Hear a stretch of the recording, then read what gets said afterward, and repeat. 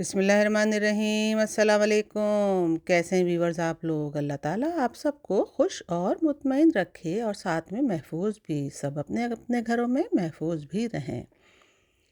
तो नुसरत आज अपनी नई रेसिपी के साथ आपके साथ हाजिर है।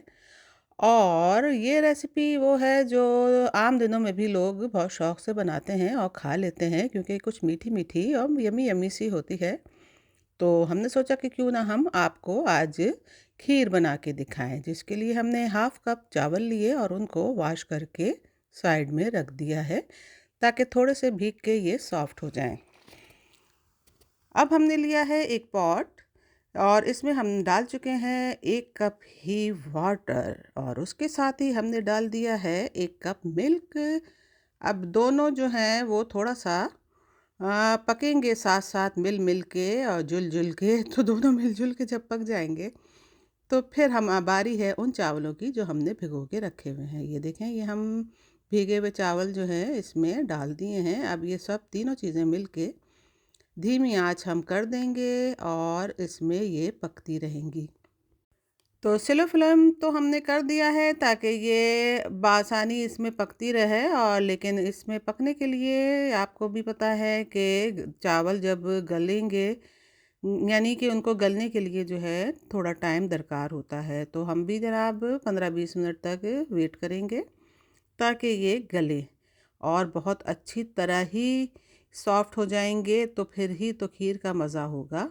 तो इसलिए हम और आप मिल के वेट करेंगे, लेकिन साथ साथ हम इसको देखते भी जाएंगे कि कहीं ये हमारा चूल्हा तो गंदा करने का बायस नहीं बन रहा है। लेकिन थोड़ा सा हमने साथ में चमचे की मदद से इसको चला दिया है कि ताकि चावल जो हैं वो सारे में फैल जाएं और बआसानी कुक हों। तो ये हमने लिड लगा दिया है, थोड़ा सा हमने खुला रखा है लिड को, क्योंकि ये मिल्क है। मिल्क जो है ना वो बहुत ही ज़्यादा बॉयल हो जाता है एकदम ही। तो हमें ये डर के कहीं हमारा ओवन जो है वो ख़राब ना हो और हमें उसको बहुत ही मेहनत से सफाई करनी पड़ेगी, क्योंकि दूध जब चिपक जाता है वो बहुत मुश्किल से ही साफ़ होता है। और आप तो ये जानते ही हैं कि हमें अपना ओवन जब तक हम साफ़ नहीं रखेंगे तो हम रेसिपी कैसे तैयार करेंगे, क्योंकि ओवन का साफ़ दिखना भी आप लोगों के लिए ज़रूरी है। कि नुसरत अपनी सफाई का ख्याल भी बहुत ज़्यादा रखती हैं। उसका रीज़न ये है कि अगर ख़राब हो जाए तो फिर करना तो नुसरत को ही है, तो इसलिए एहतियात कर ली जाए तो वो बहुत ही अच्छी है। तो चलें, ये जो है बातों के दौरान हमें पता भी नहीं चला कि इतनी देर हो गई। और ये देखें, ये हमारे राइस जो हैं वो अच्छे सॉफ्ट हो रहे हैं और बहुत मुलायम मुलायम से दिख रहे हैं। तो हमें बस करना अब ये है कि हम विस्क की मदद से इसको मैश कर लेंगे। और ये हम विस्क ले आए हैं और इसमें लग डाल भी दी है और ये अब हम मैश करेंगे इस तरीके से। जब तक हमारा दिल नहीं भरेगा हम उस वक्त तक मैश करते रहेंगे ताकि ये सारे चावल ही जो है वो बिल्कुल दानेदार और हो जाएं, क्योंकि दानेदार ज़रूरी है। और हद से ज़्यादा दानेदार भी नहीं कि बिल्कुल ही बारीक, क्योंकि खीर में जो चावल की ये मोटाई है वो थोड़ी सी नज़र आनी चाहिए। तो हम उसी वही ख्याल रखेंगे, उतना ही हिसाब रखेंगे कि चावल हमारे हद से ज़्यादा बारीक पिसे नहीं और मलीदा की सूरत ना लगे, बल्कि वो खीर ही लगे। तो ये बस हम पीसते जा रहे हैं और ये इस तरीके से ये हम सारी खीर जो है वो हमारी तकरीबन इन चावलों के पिसने से आधी खीर तो इस तरीके से तैयार हो जाएगी। तो इस तरीके से हम चावल पीसते रहेंगे और पीसते रहेंगे, लेकिन हद से ज़्यादा भी नहीं पीसेंगे। तो बस ये तरीक़ेकार होते हैं किसी भी रेसिपी को करने के। तो आप लोग भी देखते जाइए और हमारा पिसना जो है वो भी देखते जाइए। तो बस ये अब बस आखिरी मराइल में है और तकरीबन हम मुतमईन हो गए हैं कि हमें इतना ही रखना था इन चावलों को, यानी कि इतना ही पीसना था हमें। और ये हम पीस चुके हैं और बस ये हो गया काम हमारा। चावल तो बहुत अच्छे से हमने मैश कर दिए हैं। तो अब हमें क्या करना है, अब हमें करना है हम इसमें मज़ीद दूध डालेंगे। और जिसके लिए 1 कप हमने ये डाला है और इसके साथ ही हम 1 कप और डालेंगे। तो हमारे मिल्क जो है वो इस तरीके से 3 कप हो जाएगा। ये देखें, ये हमने दूसरा भी कप डाल दिया है और बस अब ये नए सिरे से हम ऑन कर देंगे अपनी फ्लेम को। तो बस ये फिर ये चलता रहेगा सिलसिला और ये पकते रहेंगे मिडिल फ्लेम में, और इस तरीके से ये आपस में मिल लेंगे ताकि ये दूध जो है वो भी इस पहले वाली खीर का हिस्सा शामिल बन जाए। तो बस ये थोड़ी देर हम इसमें पकता रहेगा जब तक हम जो है वो दूसरा काम करेंगे।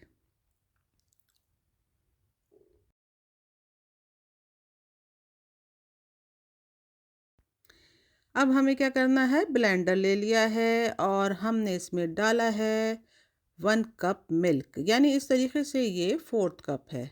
तो 4th कप हमने यहाँ पे इस्तेमाल किया है और इसको हमने डाला है ब्लेंडर में, जूसर ब्लेंडर में, और इसके साथ ही हम इसमें डालेंगे थोड़ा सा, ये हमने पाउडर मिल्क डाला है 2 टेबल स्पून, और ये बस एक डाला, फिर ये दूसरा। आप लोगों को ऐसे दिख रहा है, वो असल में कैमरा जो था ना वो थोड़ा सा ऐसे सेटिंग में था तो सही से नहीं आपको दिखा सकी मैं। तो मिल्क डालने के बाद अब हम डालेंगे होममेड केक रस्क। ये भी हमने इसी के लिए ख़ास बना के रखे थे कि जब हम खीर बनाएंगे तो ये केक रस्क का इस्तेमाल करेंगे, क्योंकि बड़े बड़े शेफ़ जो हैं वो केक रस्क भी डालते हैं। तो हमने सोचा कि हम भी तो एक बड़ा शेफ़ बन रहे हैं तो क्यों ना हम भी डाल के दिखाएं अपने व्यूवर्स को कि भाई खीर में केक रस्क भी डलता है। तो ये हमने केक रस्क डाल दिए हैं, कोई 4 केक रस्क हमने डाले हैं, और ये जो है अब इसमें हम ब्लेंड करेंगे। तो इसके साथ हमने डाल दिए हैं थोड़े से बादाम भी, जो कि इसमें साथ ही चॉप हो जाएंगे, और ये हमने इसका भी लिड लगा के अब हम ब्लेंडर को सेट करेंगे और हमारा ब्लेंडर जो है वो अपना काम करेगा, यानी कि ब्लेंड कर देगा सब कुछ इस तरीके से। तो ये आप देख लें, कलर जो है वो थोड़ा सा मिल्क का जो है वो चेंज हो रहा है, क्योंकि हमारे जो केक रस्क थे हमने उसमें कलर डाला था, जिसकी वजह से ये मिल्क जो है अब वो वाइट नहीं रहा है और कलर वाला हो गया है, पिंक पिंक सा। तो हमें लग रहा है कि हमारी खीर का कलर भी जो है वो पिंक पिंक ही हो जाएगा। तो ये हमने ब्लेंड कर लिया है और अब हम ये लेके अपनी खीर में ये हम डाल देंगे। ये देखें, ये हमारी खीर जो है वो बॉयल हो रही है और अच्छा खासा गाढ़ा हो गया है। स्ट्रक्चर जो है वो अच्छा गाढ़ा होने की वजह से ये देखें कितना अच्छा सा आ रहा है। लेकिन अब हम इसमें मज़ीद ये सामान डालेंगे तो बहुत तेज़ी के साथ जो है ये खीर हमारी तैयार हो जाएगी। अब ये जो 1 kg की खीर बनी थी, यानी 1 लीटर 4 कप होता है, तो हम 1 kg के साथ ही ये जनाब ये इतना ज़्यादा मकदार में हो गई है कि ये तकरीबन तकरीबन जो है वो 2 kg ही लग रहा है हमें इस तरीके से देखने में।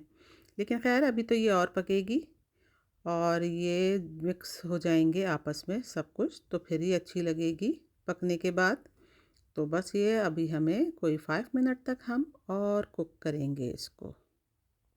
खीर में जब तक इलायची न डले, यानी छोटी इलायची, तब तक मज़ा नहीं आता है, उसका अलग ही स्वाद है, खुशबू है, जायका है। तो ये हमने पिसी हुई छोटी इलायची भी डाल दी है पकने के दौरान, ताकि ये अच्छी तरीके से हल हो जाए मिल्क में। और ये बस आखिरी मराहिल तो हैं ही हैं। तो हमने डालनी थी थोड़ी सी शुगर, और वो भी हम ब्राउन इस्तेमाल करेंगे। तो शुगर हम ज़रा कम ही डालेंगे, अगर आप लोगों को शुगर ज़्यादा चाहिए हो तो आप अपनी मर्ज़ी के हिसाब से डाल सकते हैं। तो ये हमने 1 टेबल स्पून और उसके साथ ही 2 टेबल स्पून, और थोड़ा सा शायद हम और डाल दें क्योंकि अच्छी खासी हो गई है खीर। जी हाँ, तो ये यूँ समझें कि 2.5 टेबल स्पून जो है वो हमने भर के डाल दिए हैं ब्राउन शुगर के। अब हमने ज़्यादा रखी नहीं है, हालांकि खीर तो बहुत ज़्यादा मीठी ही अच्छी होती है, लेकिन हमने थोड़ा सा कम ही रखा है क्योंकि हम लोग ज़रा सा हल्का खाते हैं शक्कर, तो इसलिए ये कम रखें ताकि खा ली जाए, वरना ये हमारे सर पे रहेगी और हम इतना सारा मीठा नहीं खा सकते हैं। तो बस हल्का मीठा सभी खा लेंगे, तो इसलिए हर चीज़ वो बनाते हैं हम जो इसमें मिठास की मकदार थोड़ी कम रखें, तो लोग बासानी सुकून के साथ मिठास खा लेते हैं। ये देखें, ये हमारी खीर गाढ़ी होती जा रही है साथ साथ पकने की वजह से। बस थोड़ी सी देर और है और फिर ये तैयार हो जाएगी और हम जो हैं वो फिर आपको दिखाएंगे सर्व करके, यानी कि डिश आउट करेंगे हम इसको।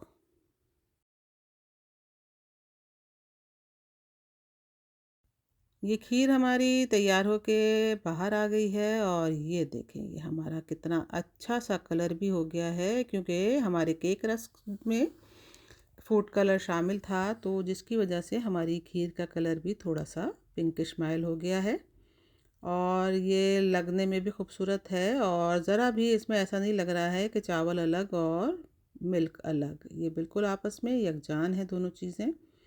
और इसमें चावल जो है वो अच्छा, यानी कि उसका जो क्या कहना चाहिए, दाना जो है वो अच्छा दिख रहा है। तो खीर तो ऐसी तरीके की होती है, फिरीनी स्टाइल नहीं होती खीर, फिरीनी में बहुत बारीकी होती है।